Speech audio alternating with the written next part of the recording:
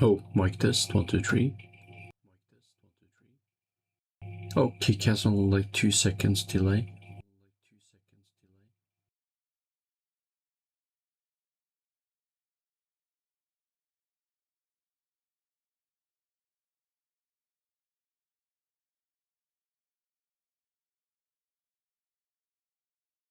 The Witch Hunter Psyker or the Emperor's Crusader? Look, when I saw that there is a psyker on the list, I'm like, Morgan thought, oh, that's good. They're very powerful. Morgan also thought, I would like other people to protect me from the psyker if need be. So we would like to pick up the Crusader next. The two of you find yourselves standing, watching from the edges of the Hall of Heroes, a massive arena complex on a planet of Vexilon 8. on the planet of Vexilon 8. Valentine paid for seats that are just behind, just where the heroes, the aspirants to heroism step in or out of the arena. So it's like a backstage pass. You were standing there, Morgan, and you were standing alongside Judge Buchanan Rex. Judge, what are you wearing? What are your official clothes? What does your armor look like now that you're all suited up? Oh, great. So it is the classic judge helmet. Mhm. So it's almost also like a cowl, like it's there's support under the chin. So it goes fully around. The only exposed part is my mouth. So black visor, you can't see through to any details beyond my eyes. So you're wearing like the black carapace armor with the Imperial Yes. symbols on it. Is it a Mhm. dressier version because you're a higher ranking judge where you could have the gold eagle heads on the shoulders, or do you keep things more basic and black? It would be more basic and black. He keeps his frills and his thrills back on his home world. He kind of wants to remain somewhat incognito on his planet. It's kind of it was a shit show. So Yeah. So you're looking at a traditional Arbites uniform. It's a blend of the elaborate uniforms worn by officers, but with most of the accoutrement removed. You can see the chest plate, you can see the symbolism, you can see the name, the titling, the Imperial Aquila, but the shoulders themselves are basic. They're all black, shining, very well maintained. At the same time, for you, Morgan, if you're looking closer, you can see scratches and dents up close. Almost everything has been buffed out. It's looking very professional, but it's clear that this is armor he's worn for a very long time. This is not a showpiece. Yes. This is functional armor that he has taken very good care of, or had his servitors take very good care of back on his estate. The helmet itself comes to kind of the traditional Arbites top that you would see on a trooper, not on one of the leaders. You're not seeing a big frill. It's not got, that broom handle of Aquila things going on. It's functional, it's brutal, it's to the point. It is innately intimidating. All Arbites are designed to be intimidating. So, Morgan, you're there dressed like a space aristocrat with just a brutally terrifying Judge Dredd-esque murder cop standing next to you. Would you have a cape or anything else decorative on the armor? I would have. I think it would be just like.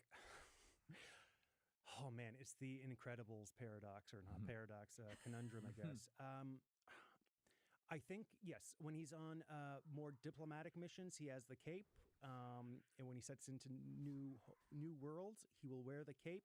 When he's going into full function, he basically that's enough for that, and takes it off. So yes, I would like him to have at least one long red, royally red, deep crimson cape. Wonderful. You're wearing that, and we will say, because you are a trained combatant at any time, it is a cape where if somebody yanks it, the whole thing comes off. Love it. There's no risk. It's like built into the armor in that way to be showy but functional, because the Arbites are aware that you may need to deal justice at literally any time. Mm-hmm. You are staring into this arena. There are tens of thousands of people lining the stands, looking down. It's a combination of an arena you'd see in Gladiator with this incredibly basic technology, but there is the big vid screens in the center and the booming speakers. And there are people of all genders just dancing in like revealing outfits towards the front. And the voice up top says, "And it's time for another attempted champion in the Hall of Heroes. It's Brother Solomon Gale." And the crowd is going wild.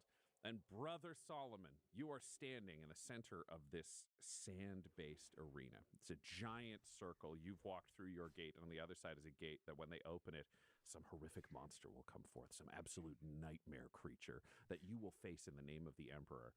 But what do you look like, and in what stance have you chosen to be ready for this combat? I think Brother Solomon Gale stands in the arena and he looks completely unassuming. So he's a big figure and he's standing sort of hunched, slumped over, and he's covered in like thick hides of grox leather.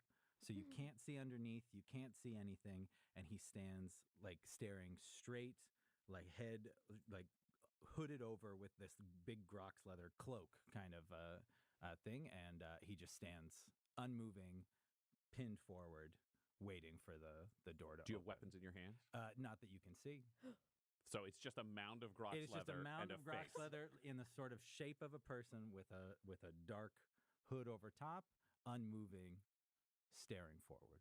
Fabulous. Are you saying anything to yourself? Are you praying? Is there anything you would do as a pre-combat ritual? I think the normal sort of prayers to the emperor that anybody. Well, you're from a very particular world with a very particular Bible to the emperor. That is true. So from Solomon's home planet, he had a very limited exposure to the holy scriptures, which is to say that a guy named Ezekiel in his village wrote one single book. Yes, he wrote the Book of the Emperor. The Book of the Emperor, and which was about 20 pages long. And I think he would be reciting it like to writ. I would love to hear page and verse. I would love to hear like a couple of sentences. I think there are of the Book of the little Emperor. bites of legitimate empirical theology. So he's constantly repeating, "Blessed is the mind too small for doubt," over and over again. And then things get a little weirder. You know, I must bathe in the light of the emperor. I must be his right and left hand, for I am the emperor's champion on this day. And only through the cleansing fire of Promethea can the emperor's light truly touch the galaxy. All will fear the emperor, but I. And then you hear a voice from above say, "All right, let's watch this guy die." The doors in front of you burst open, and stepping forward into this arena facing you is nearly 2,000 pounds of toothed, scaled aggression with hateful red eyes, 4 legs, a tail, a reptilian expression, reptilian vibes throughout, but with a massive, thick torso. So an alligator meets a buffalo meets a wolf at a scale of an elephant. Brother Solomon, you find yourself facing something you're very familiar with, a grox. Ooh. An enraged grox. You have options here because you have raised groxes before in your life. You're covered in grox leather right now. You could battle this beast, or do you try to tame it? I think this isn't the avenue for grox taming. I think he knows when, a grox is capable of being tamed. He understands grox rearing and husbandry, and this is a feral, not to be reasoned with grox. So he realizes that violence is par for the course in the Imperium, necessary. All right, let's roll initiative. Yeah. I will say you have advantage because you are waiting for this creature to arrive. 8. You've got You have advantage, advantage. though. Advantage. Oh. Yeah, because you were waiting for it, so you knew it was coming. Look at me go. It's stepping out into the bright lights and trying to figure it out. It's an 8. It maintains an 8. All right, you're going second. The grox roars at you, spittle spraying out of its mouth. You can see with its eyes, they aren't dilating correctly because you're used to regular groxes. It's clear this beast has been drugged, and it storms towards you. It is just sprinting, a massive creature. It will attack, and with a 3, it will miss. So it tries to gore you. How do you dodge aside from this blow? I think that Brother Solomon steps just slightly to his left, like unfearing, unflinching, and it is the most calculated move as he just avoids, like, what do they have, like a big, horrible big maw. Yeah, So absolutely. a big, gnashing, drooling, rabid-looking maw just slides ever so slightly by him. And then it is your time to strike. And then he's going to, like, peel off his grox leather coat to reveal a full suit of shining golden armor and a massive longsword, a great sword that he's been holding up close to his chest. And he's going to just try and like ram it right through the grox's now exposed maw. Let's go for it. Let's get into this. I will say, with the size of this creature and your experience with Grox, I will give you advantage on this attack. Let's do. Let's see what happens. It was a 16. That will hit. Okay. Roll your damage, go. and knowing you have various empirical powers. Mm-hmm. So I think he is going to use, what is it called? Light of the Emperor. Fantastic. And what Involved does in that do? So Light of the Emperor, beautiful, which is one of my divine smites. Ooh. So it is, as soon as I hit somebody with an attack, they also take an extra 2d6 radiant damage. All right, you'll add that to it. So let's go. So it's 2d6 plus 6. Boom, ba-dum. Boom. 11 for 17 plus another 2d6, which is 27 total damage. Jesus Christ. Wow. As he rams this greatsword like directly up through the mouth. Yep, and you ram that sword directly I wonder which level they start at. guts itself as it keeps running past you, and the blade slides through the whole body before the Grox falls dead at your side, and you stand, having defeated it with a single blow. The crowd is silent. There's this moment of extreme calm. The leadership goes, yeah! The whole place goes nuts. Champion flashes on all of the vid screens up above, and you turn to walk your way back out of the arena. I think if Morgan and Buchanan have been watching this, as soon as that kill happens and everyone is yelling, Morgan would lean over to Buchanan into his ear and say, "What did you think of that display?" Impressive. Okay. And you both wait for Solomon to return to where you are standing. Morgan, would you have shared the files that you received from Valentine about the other operatives with Judge Rex, or would you have kept those for yourself? I'm waiting. I should probably find some more anything with him and mining ores so I can reach 245. not ask a lot of questions. I don't know if that's true, but Oh yeah, no. I think he's just like he's used to just not asking a lot of questions because he never gets any answers. So Great. Fabulous. So, Morgan, you're hearing this in your ear, the description from Valentine again of this operative, because you, I know, are so focused on this mission that you'll be re-reviewing things over and Absolutely. over again. Valentine's voice echoes in your ear. Brother Solomon, originally from Promethea, which is an idyllic, agrarian, feudal world, raised as a farm boy, from what we've seen, though records are very minimal, in the village of Jericho. However, there is an interesting thing from Promethea. They produce a small number of highly effective crusaders. There is champion is chosen, in some methodology we don't entirely know, from each village, who are trained and then sent out on their labors to complete some oaths that they've taken. I don't know what his in particular are. Frankly, we're lucky that I found note of him so early in his career as a crusader. Usually they are picked up by a literal Astra Militarum crusade, something else, something incredible before they return to their homeworld. The only thing I know for sure about him, and it is a sign of his tremendous capability, on the planet of Allstat 4, he went out into the wastes and apparently rescued a baroness. Not entirely notable unto itself, however, he has 476 confirmed kills over the course of that mission, all hand-to-hand and all occurring within 24 hours.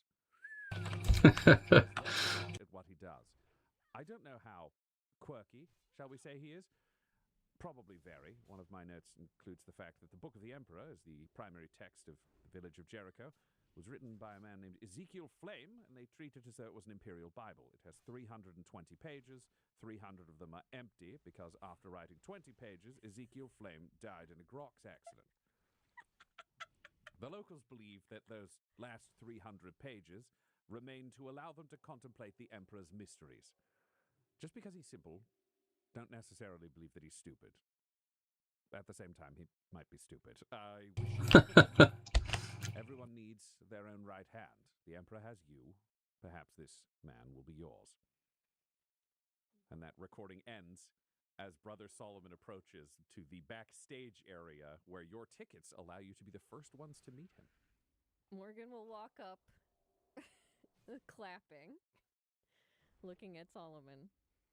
Very good job, champion. We had lovely seats and we could see the carnage up close. That was so very impressive. Oh, thank you. It is always nice to meet a fan.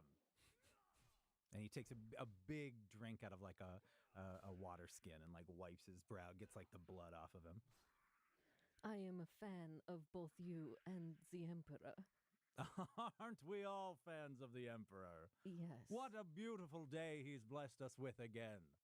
It is a very beautiful, important, and special day because Each day is no more important than the last. this one is different, Solomon. Hmm.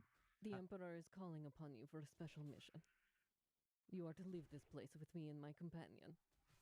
And yeah, I'm standing in the back. I'm kind of just looming, just looking more like just like a bodyguard, and I just nod to you. And under what authority do you have to summon Brother Solomon Gale on some mission of the Emperor? The Inquisition. Like the Inquisition? Yes, you are now seconded to the Inquisition under me. Oh. And he I think he looks like genuinely taken aback, but then like excited, like, well, now this is quite a and he'll like get down on one knee. My lady, if you represent the Inquisition, I will follow you to the end of the earth. Perfect. I only need you Earth. to follow me to my ship. Then lead the way, dear lady, for this day has been blessed. Exactly. And the three of you make your way to the ship that will carry you to your fourth team member. And only after this conversation with Solomon in person to realize exactly what he's like. And having gotten to know Judge Buchanan Rex superficially from a distance, it's only now that you realize, Morgan, you might need to break it to them in advance that the next team member is a psyker and a heretic. Yeah. And you're not sure how exactly to do that because you can't let them kill this person and you might need them to protect this person. This episode of Agents of the Inquisition features the voices of players Del Borovic, Guy Bradford, Josh Halbert, and Tyler Hewitt, alongside our Dungeon Master Ryan LaPlante. This episode was edited and mixed by Laura Hamstra, and Agents of the Inquisition's artwork was created by Del Borovic at delborovic.com. That's DHZZA.com, or find us on social media at DumDum. Improvisational comedy, Lord, and a little.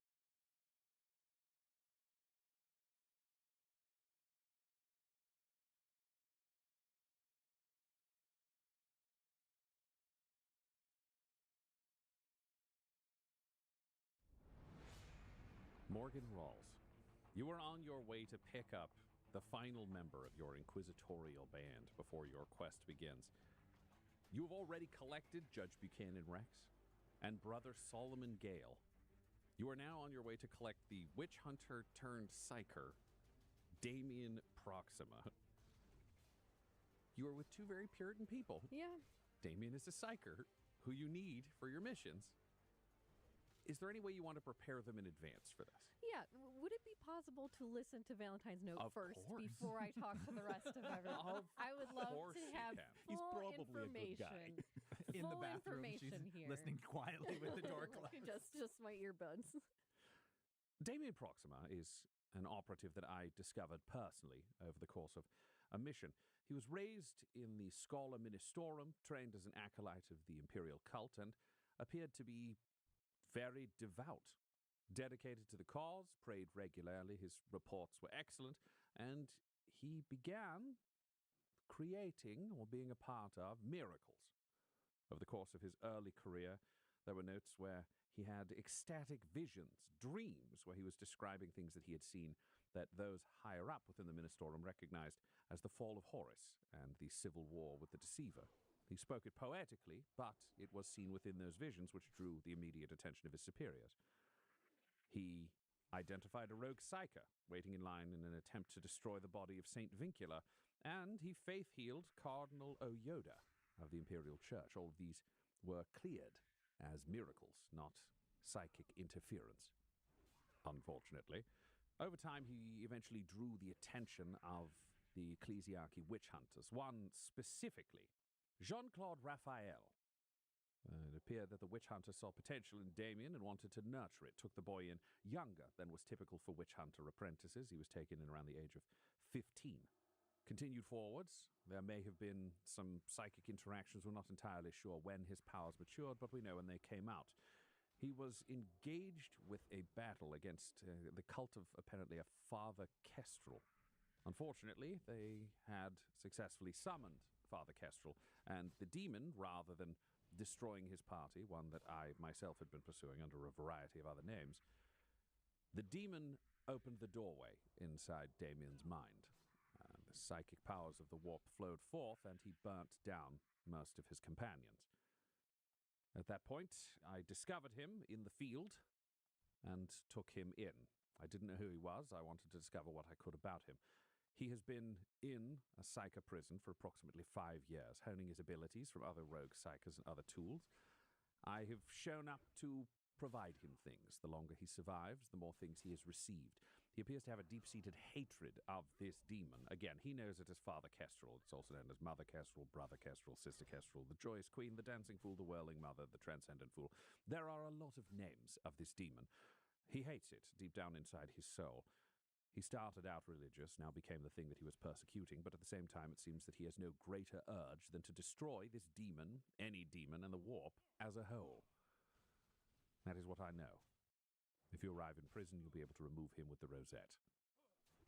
I've arranged so that there is a demonstration of his power when you arrive. It will be unpleasant. It will not be occurring to you, but you will be able to witness it to understand what he is capable of. Do we all hear this, or it's just Nope. it's just great? Jess Morgan is No, right. you don't get, no. What are you doing in there? No. You're on a need-to-know basis.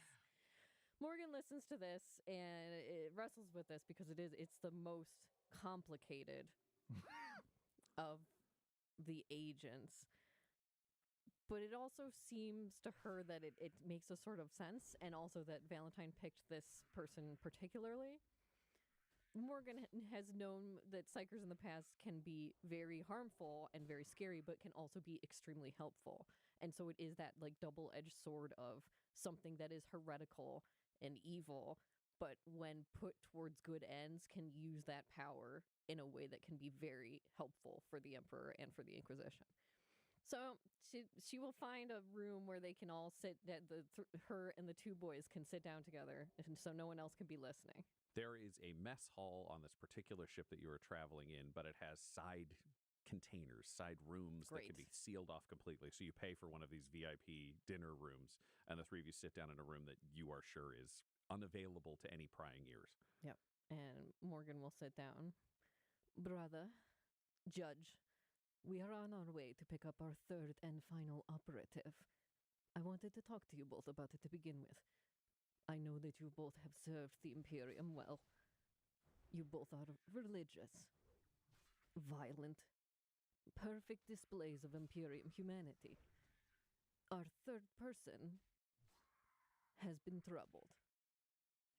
I understand that both of you, when you see heresy, when you see things that may be dangerous to other humans, you would stomp it out instantly. I ask you not to do that in the name of the Inquisition. Have either of you dealt with such things in your past? I'm just cleaning my gun while you're talking with me because I'm just like brushing up on getting everything in working order. So I'm just looking down at my weapons.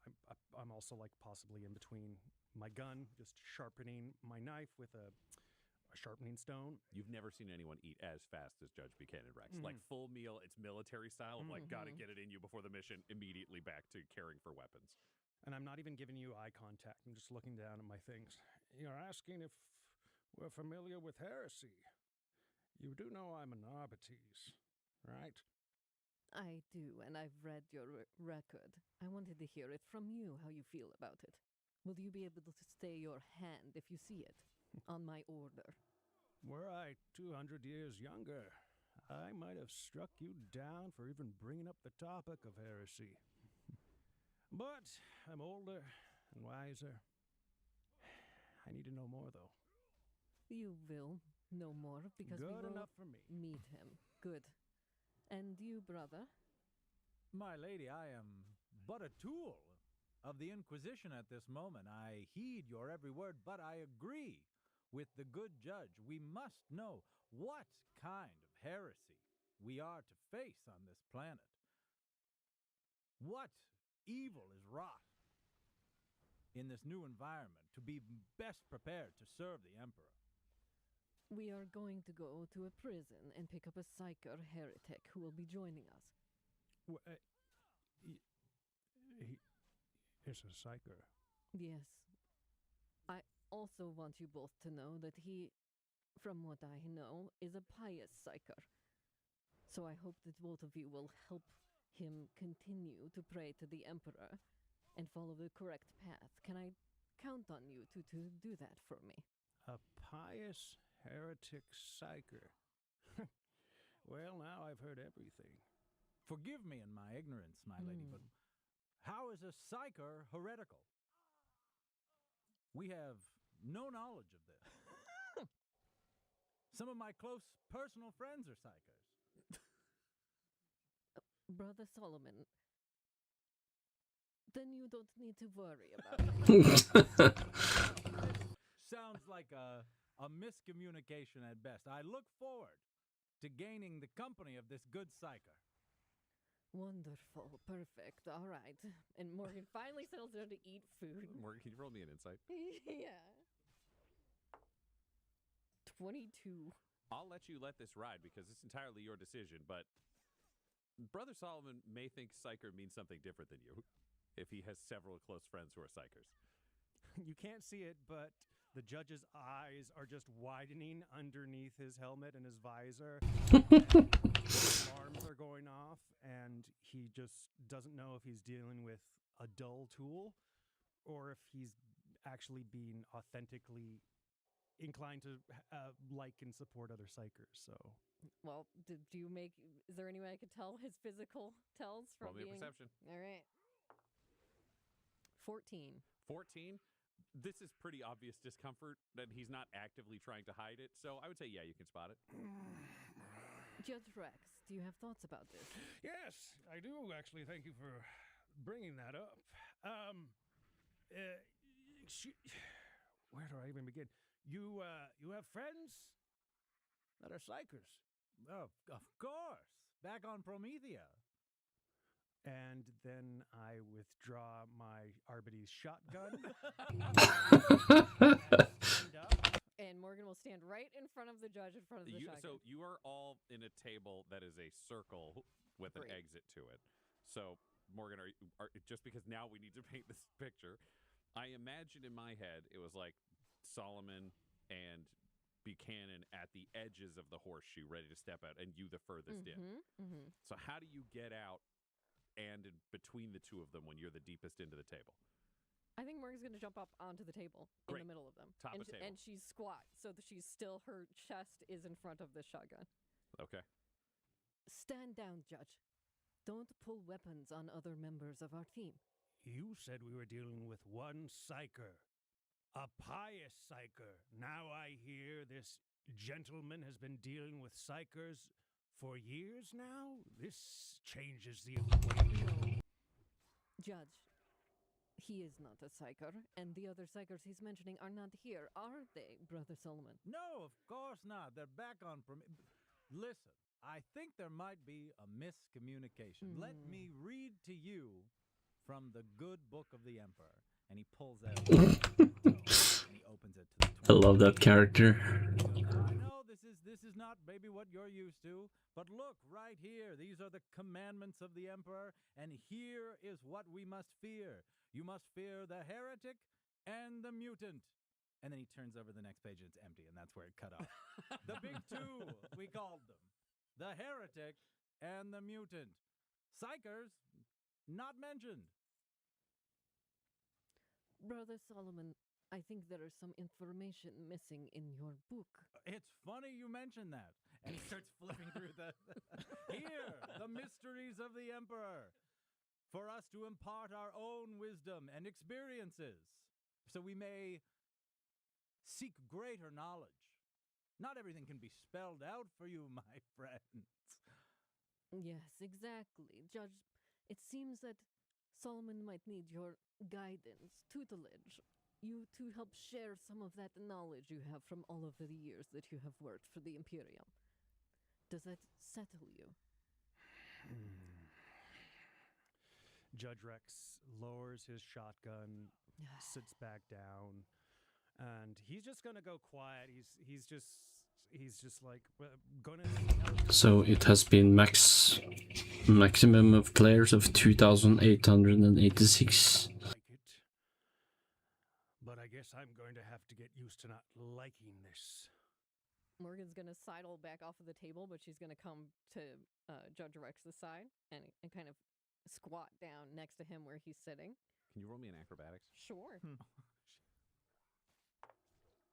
16. All right, you're doing fine, and you managed to not ruin your dinner. Morgan jump up on the table and still have her meal be in one piece check. That's nice. Buchanan, I understand that being an Arbites on a planet is difficult and you must keep your rules exactly. Yeah, I'm just running around killing mobs for leveling. Different walks of life who have different backgrounds. We need to have. While also broadcasting my guild sometimes.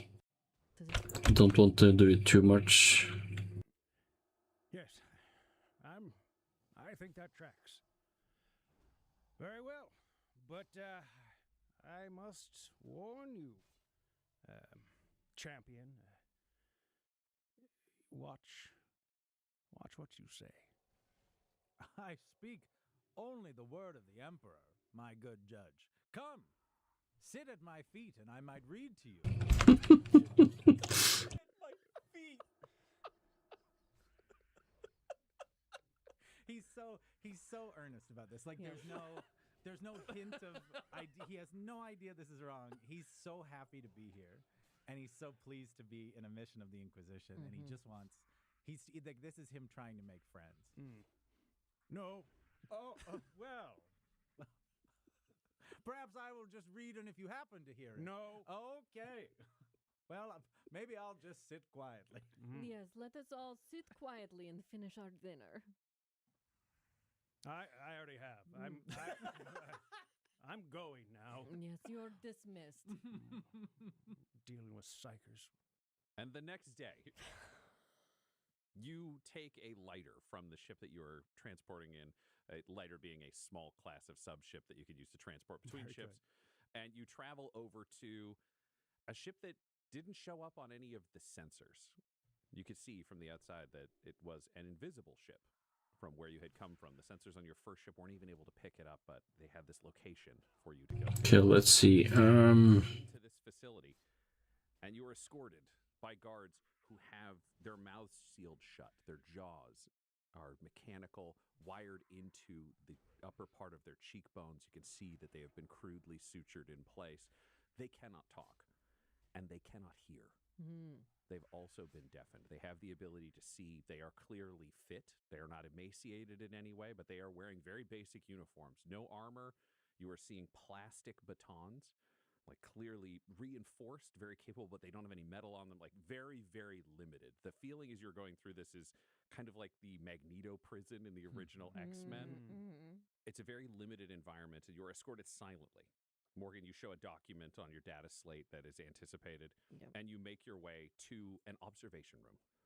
It's cold metal, covered in stone. You're seeing that there are stone aspects to this place built into this room. There are no seating. It's about 4 feet deep, but 12 feet long, and you're looking through a view screen. Could be a window, could be a very high-tech screen, but roll me perception. Great. I'll get it from all three of you. Okay, let's run to the other side. Maybe I can see some true silver. 8. It's a hell of a window, Solomon. You other two are looking at this and are realizing it is multiple layers of different kinds of glass. Some of them electrified, some of them not, which can give it a bit of an impression of a vid screen if you were to look at it for the first time, but it's clear that you're actually seeing into the room. There's just additional shielding here that you don't entirely understand. I will also say the pendant that Valentine gave you is a little warm inside this facility against your chest. Okay. That stands out to you, Morgan. Inside this room, looking through this screen, you are seeing a whitewashed space. There is a table in the center of it, and there is a figure sitting down, just eating. There are two stools bolted into the floor. It looks like a visitation room, you would imagine, with one door entering. Damien, you are sitting at this table. There's food here. You're eating. You've been brought to this place to meet Valentine. You've been brought to this place for violent testing, and you've been brought to this place randomly to just be sat down and for nothing to happen, so that you never know what is going to happen. What do they see when they look at you? They see a prison jumpsuit that is in terrible, terrible disrepair. It's like, it might have been a different color, but now it's kind of like the sort of like rust brown that like blood takes on after it's kind of dried. This person is tall and lanky. He's about 6'7". Like, he is stretched, kind of, and there's a lot of musculature that you can see, but it's not big muscles. It's just sort of like corded kind of muscle, and he's like not wearing any shoes, and he's got, I think, probably manacles to his waist and manacles across his ankles as well. And he's got white and gray sort of hair in a like a really, really high undercut with all the kind of long hair in the middle swept back to the back of his head. He's got sort of hawkish features, kind of like a big sort of like sharp nose and sort of sunken eyes. He's got scarring all over his face, just sort of like shallow nicks and cuts and things like that, and various ink tattoos. Just some more imperial skewed than others. You can kind of see through like the baggy neck of the shirt. He's got like the aquila on like his like right pectoral muscle, but then he also just has sort of like one thick line down like his bottom lip to his chin, just a black line and things like that. And yeah, and he's there. He's 41 more kills. He has no utensils. He's just eating with his hands. And that's when a light goes on over the door, and two hulking figures enter. When you're looking at these, this is classic hive scum thugs. Even to you, Solomon, even though you haven't really seen criminals, these two coming in feel like criminals. You're seeing vat-grown muscle, crude tattoos. One's got a mohawk. The other is fully head-shaved. He's got a palm of a hand over one eye as a tattoo, and then blood dripping down the other two eyes beneath them. And they step into the room and say, "Oh, you got food." The door closes behind them. "Yeah, that's going to be ours now. Get on the ground." Damien continues to eat and just looks at them. Like, he is now not taking his eyes off of them, but he, like, in maintaining eye contact, just scoops more food into his mouth. "Oh, he's like that? Yeah, he's like that. Okay. The mohawk figure steps forward and sits down. Immediately, you ID him as the one who's in charge of the two of them. "Oh, you must not know who we are. See, we're the Bloody Hand Gang. And yeah, they transferred us here from some other prison. You want to know why? Because we killed too many people, and we took over the place. So, I'm going to take this food, and if you don't let me take this food, we're going to beat you to death." And Damien will look kind of at you, or sort of approximately at you. Yeah, all you see is the him. reflected mirror. You can't see who's behind it. They'll say, "Is this it then? Another one of these tests?" Another one of these. All right, I guess you want to test us. And he reaches over with a big meaty hand and takes the edge of the food tray and starts sliding it towards himself. And again, Damien's sort of like ignoring this guy, just points, is like, "I wanted to finish that. Are we doing this?" "I guess we're doing this, aren't we? I'm going to eat this, and he's going to fucking kill you, huh?" "I'm not talking to you." And he'll stand up and he'll say, "This is our last chance." "The hell is this?" "All right." And he'll say, "Kneel." And he's going to cast Voice of the Damned at All level right, what 2. do they need to roll? They need to roll a wisdom saving throw. Oh, yeah, they're real good at that. They need to beat a 14. 14, okay. That's a failure. And passes. So Mohawk goes down, but the other guy stays up. Oh, okay. Great. He'll center his next thing on Mohawk then and just try to catch the guy who's still standing. Or maybe even just as an example, like send him away with a few burn scars, but not incinerate him like he's about to do to this guy. Damien will just kind of put his hands out in front of him with his fingers kind of splayed out, and the atmosphere between his fingers around his palms starts to warble, and steam kind of comes off of his skin. Then all of a sudden, a gout of flame shoots out of both of his hands as he casts Warp Fire Blast, centered on this guy just kneeling in front of him. Incredible. Is there anything you need me to do? It does require a dexterity saving throw. Nope, he's kneeling and he ain't moving. That's what I was hoping for. So that's 3d6 fire damage. All right. The one thing I do need you to do, because we're in Warhammer 40k and Psyker powers always come with a cost, known as Perils of the Warp, for those of us who are familiar with the tabletop game, we are introducing a Perils of the Warp mechanic in this game, even though we're playing D&D 2024 rules. So, every time you use a psychic power, there may be exceptions to this if it's just like casually in conversation or like a milder one. But every time you use a psychic power, you will roll a d20. And on a roll of 1, I have created a custom Perils of the Warp chart that we will then roll a d100 and find the result on. Any other result, power goes off fine. But if you roll a 1, the warp opens up. It could be great. It could be terrible. It will be weird. And we will find out what will happen.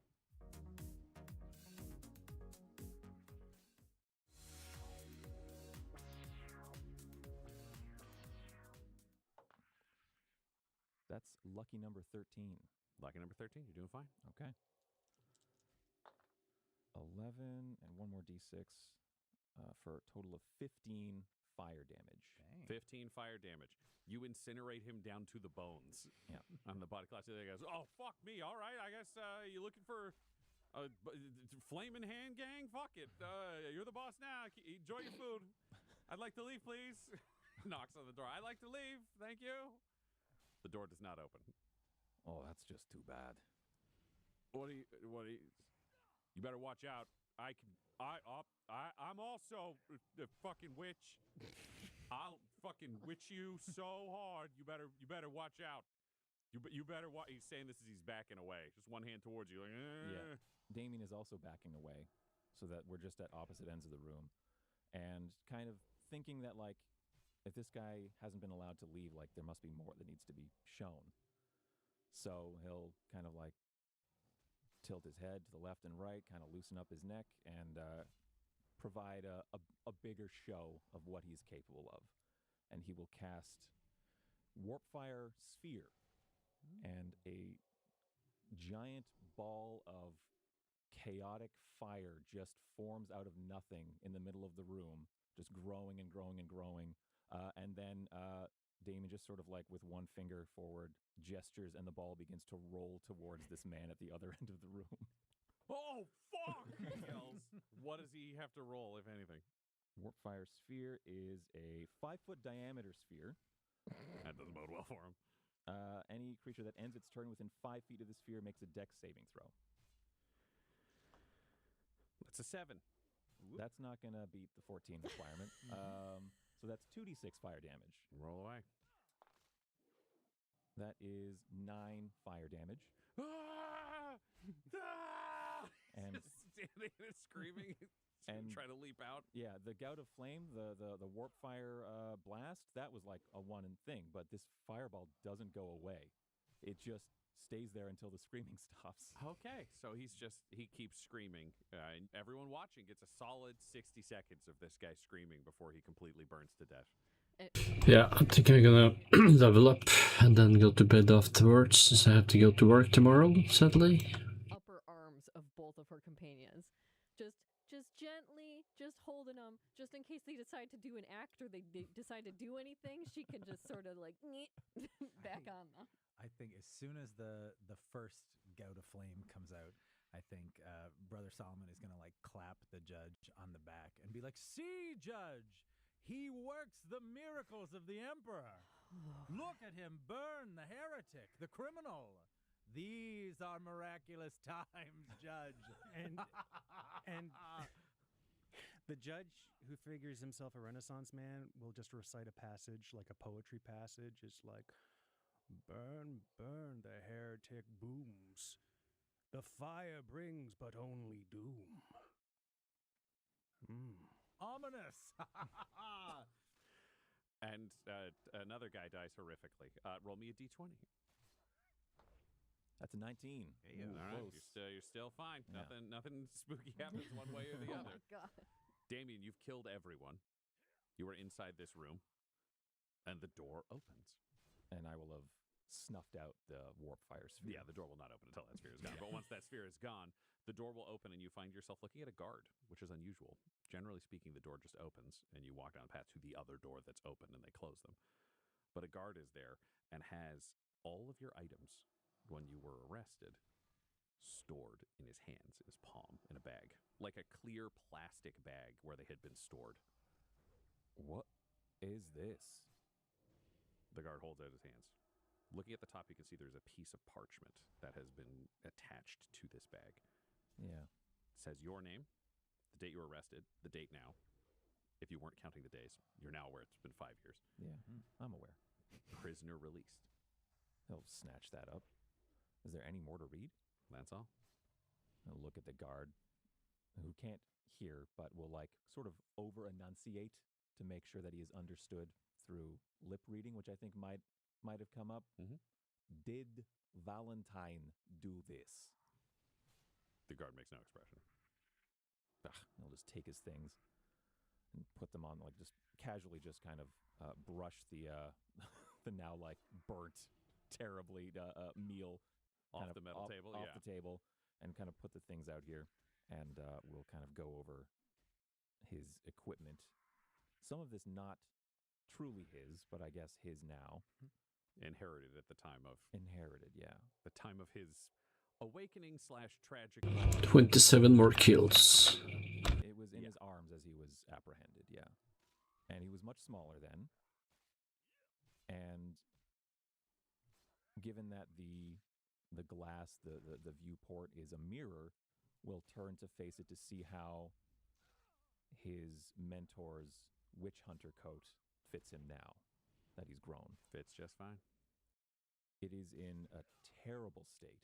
Both of the sleeves are missing, so he'll undo his jumpsuit. He's like not like bashful about anything like that. He just like will strip to put on his clothes that he kind of came in with, and put on the coat. It has no sleeves. There's just his exposed arms kind of slide through.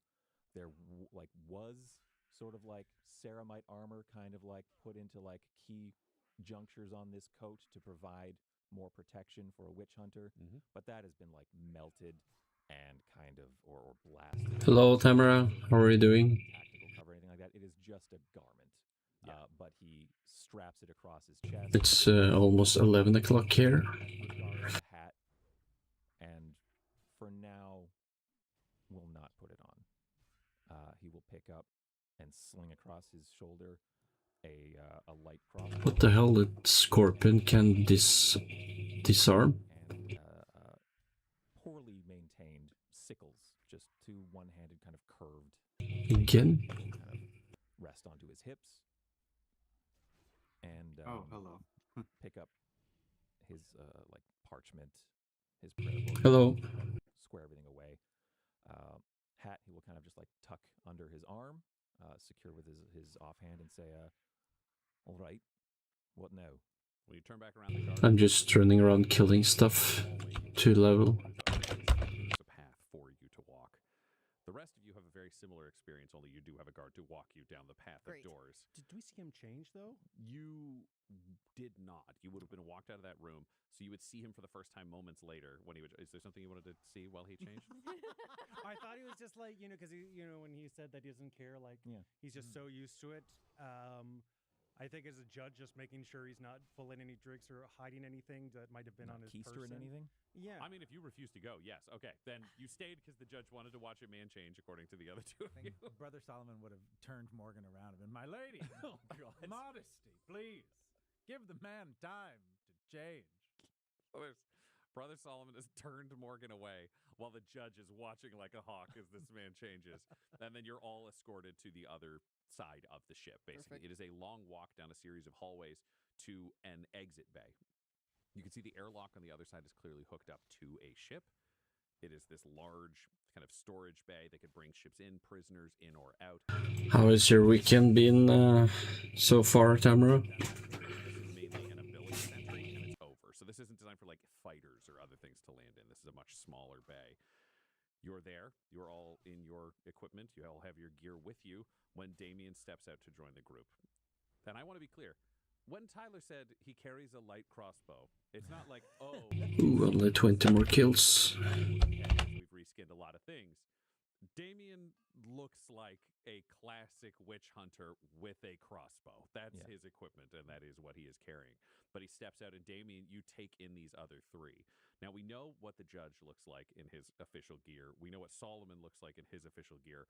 Morgan, what do you look like now that you are outside of an inquisitorial prison? What is your day-to-day interrogator wear? Yeah, the day-to-day stuff that she trained in, the outfits that she was training in with people, but then had to give back because she wasn't allowed to have her weapons and armor and all that stuff in the prison cell. But she has basically what looks like a Metal Gear Solid sneaking suit. It's black head to toe, straps on it, covers her all the way up to the neck. And then over top of that, she has a heavy coat that has fur lining it. It has gold buckles and it has the aquila on it. And it goes down to about her knees and has a side open. So when she has the coat on, she looks like she could just be wearing tall boots that go up. But you know, the two guys from having seen her, that when she takes the coat off, it's all armored body glove from her neck down to her feet. So she'll step up and looking over Damien now that he has clothes on, which he didn't get to see, but at least the judge got to see it. Got to. Got to. Yeah. It was privileged. Put on Yes, a little show. yes. Yes. Damien Proxima. The Inquisition has come to collect you. And who are you? Well, this is gonna be a short stream, because once I hit level 44, I will stop the stream for the night. You. He did. Well. All right. I owe him enough to go along for now. I think your powers would be well served in the Inquisition. The Emperor pleases it that you would come. Everyone get in the ship. And you all turn to this new ship. You turn to the airlock. Then the airlock opens, and out steps a wizened old figure. You are seeing a man a little bit hunched over. He looks to be about 170. Just the oldest man any of you have ever seen. There is still a glint to his right eye, though, a bit of spry energy. His left eye is an augmetic, and you can see that his feet seem to have been augmetically replaced. He's in large red robes, looking a bit formal. His hands are steepled in front of him, and you realize there is a pole extending from his hands that with wheels on the bottom that actually lets him do an old man hunch and then wheel around without requiring him to carry a cane. And he looks at all of you and says, "Well, it's excellent that you're here. So believe you are interrogator rules. That is me. Excellent. And the rest of your companions have arrived. Yes, we have everyone. Well, then it is my job to welcome you to the Lucky Strike. I am Avarice. I am your savant for your journey moving forward. I've already had the rest of your things brought over from the other ship, so we can make our way to our final destination, or shall I say, the beginning of our quest. Come with me. Come inside. Come inside. Come on. I'll give you a tour. I'm not quick, but I'm pretty quick." He turns and leads you into the ship, and you are all given your first tour of the Lucky Strike, which is the rogue trader vessel of one Morgan Sharp, which is able to travel through space. Over the course of this tour, I don't know how particular you guys would like to get about this ship, but I'm happy to pass along as much information as you want. Morgan, how much of it would you want to see? Morgan would want to see the overall walkthrough with everyone, and then would want to see schematics of it. Fabulous. You'll get the schematics afterwards. But Perfect. you are all looking at a small rogue trader vessel, but a large ship. We're talking 8 crew cabins that are small, kind of focused in an area, 1 larger captain's cabin. There's a mess hall, a gun closet, which is kept around the cockpit and the general areas of the crew cabins, so that if you were to store your weapons, A, they can be locked up by the captain as appropriate, but B, it's also possible under a boarding action to just haul that closet open and hand out guns, and everybody's armed. There are 2 engine access rooms because there are 2 large engines on either side of the ship. There is a Gellerfield station. Damn, I'm getting tired. Just between where the engine access are. Actually looking forward to wintertime now because it's darker outside. It's so hard to sleep when it's light It's actually set up with a bunch of equipment. so early. It's locked as you begin your tour, and the other is fully available for you to take on anything else you need in terms of if you need to transport people, items, if you need to make a deal to be a rogue trader to sell things, you've got that space available.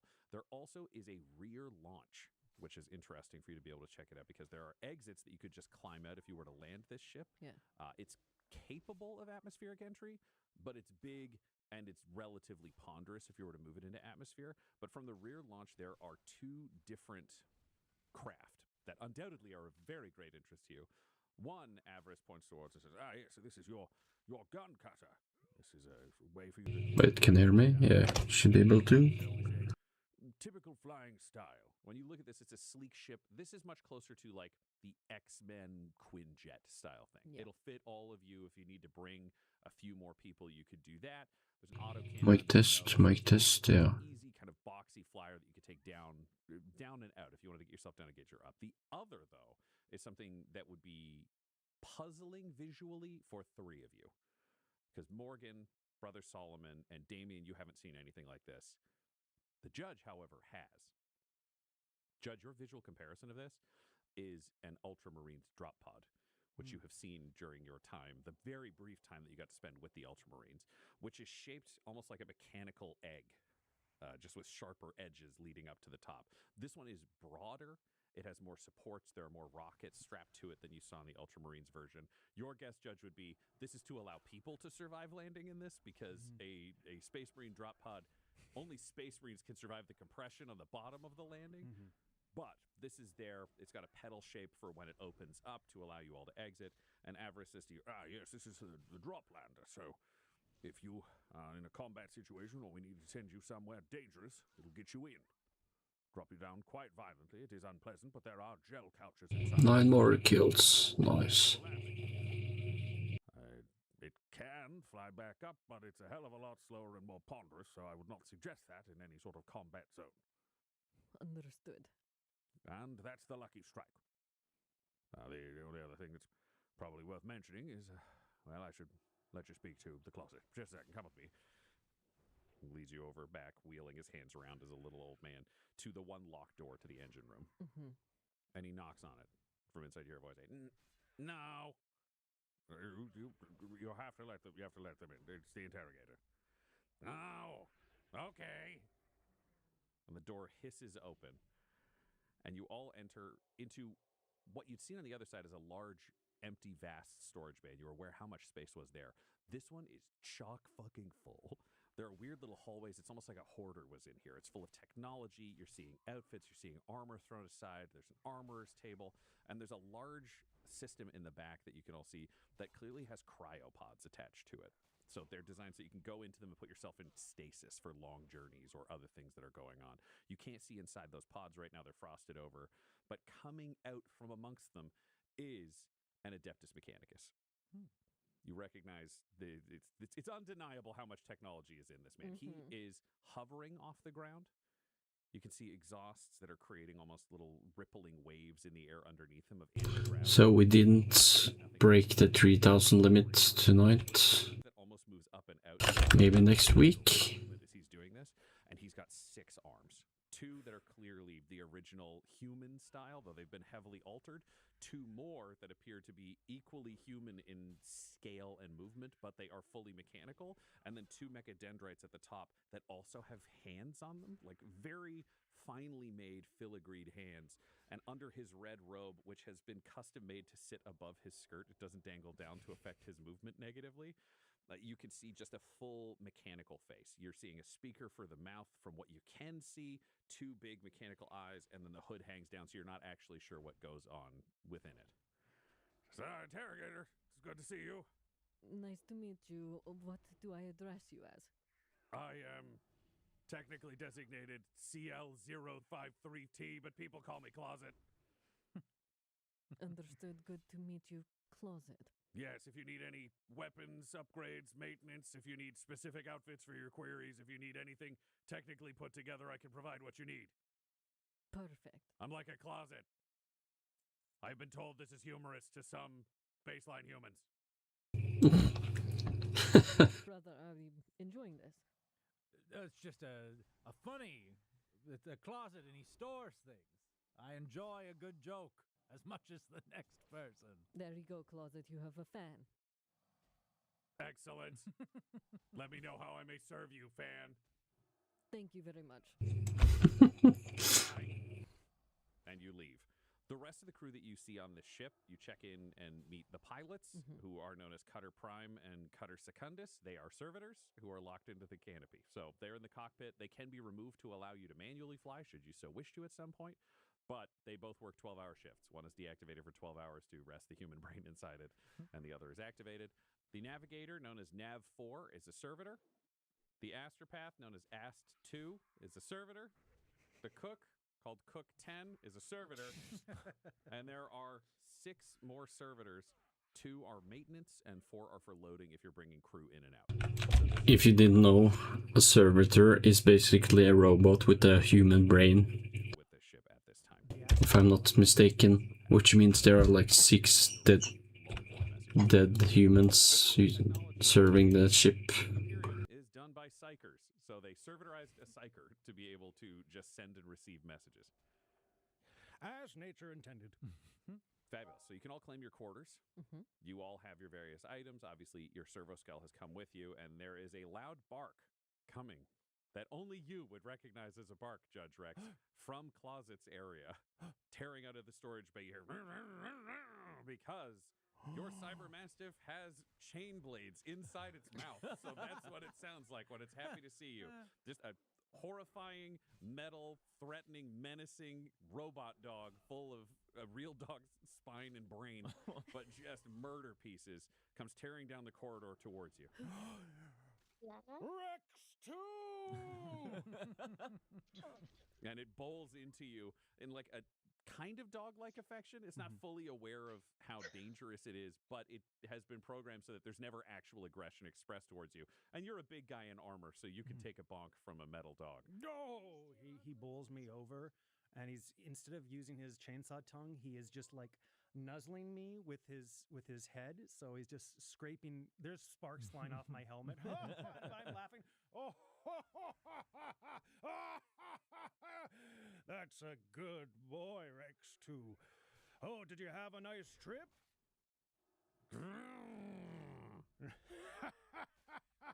Vroom indeed. Does anybody have some good blood this thing could drink? I don't have any spare. I'm sure we will find more for it to eat on our mission. Well, that's good. That's good. You see, Crusader, this is what a real honorable beast looks like. A fine companion to bring along to add to our ever-growing retinue.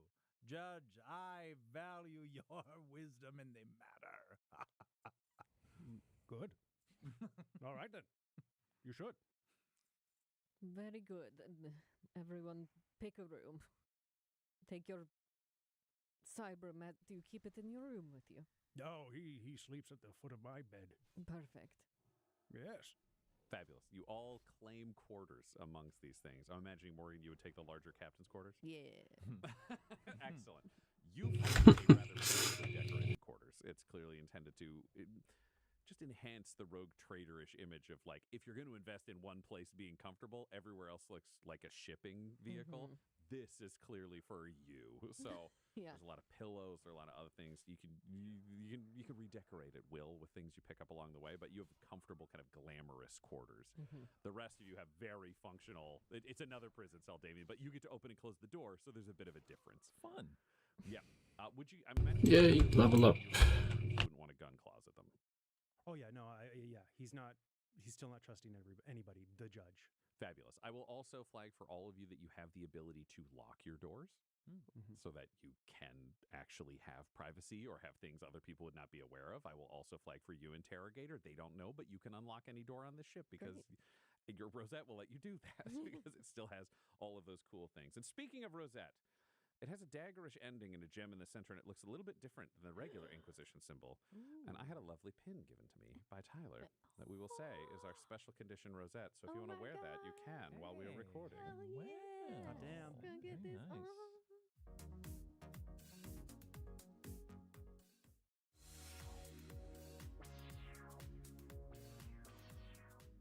After you all Well, I guess I will see you guys tomorrow, most likely. I am gonna stop the stream here, watch an episode or two of One Piece before I go to bed. I'm rewatching from episode 1, currently on season 5, so yeah. See you tomorrow. Good night. ledgers, you can just roll it down and keep reading what's happening as it pops up. We're going to the galactic east of Holy Terra to subsector Euripides.